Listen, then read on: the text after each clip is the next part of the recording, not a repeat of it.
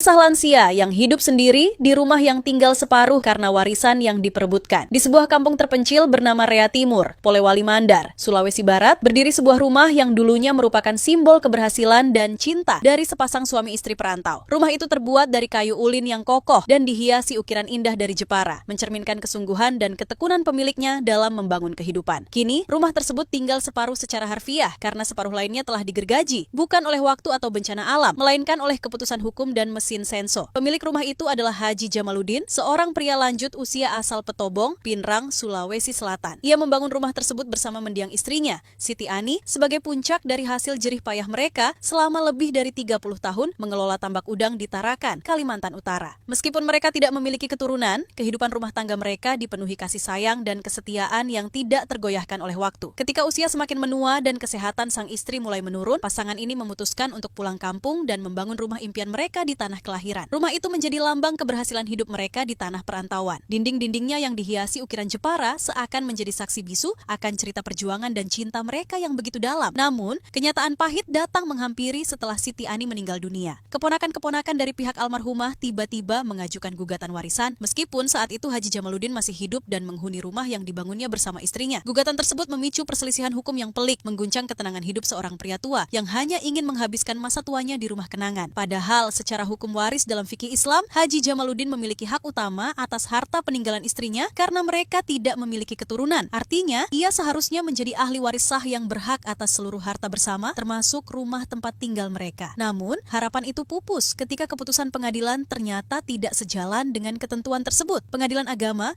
justru memutuskan agar harta bersama tersebut dibagi dua, seakan-akan Jamaluddin telah meninggal atau tidak memiliki hak penuh atas rumah itu. Putusan ini terasa janggal dan menyakitkan karena selain masih hidup, Jamaluddin juga merupakan pihak yang turut serta membangun rumah itu dari hasil kerja kerasnya sendiri. Tetapi, suara hukum telah menetapkan pembagian tersebut sebagai keputusan yang bersifat inkrah. Akibat dari keputusan tersebut, rumah yang dulunya megah dan penuh kenangan harus digergaji secara harfiah. Setengah bagian dari rumah itu diambil oleh ahli waris dari pihak almarhumah, menyisakan separuh rumah bagi Haji Jamaluddin untuk ditinggali. Ia kini hidup seorang diri di bagian rumah yang tersisa, mencoba tetap bertahan di tengah luka hati dan ketidakadilan yang menimpa.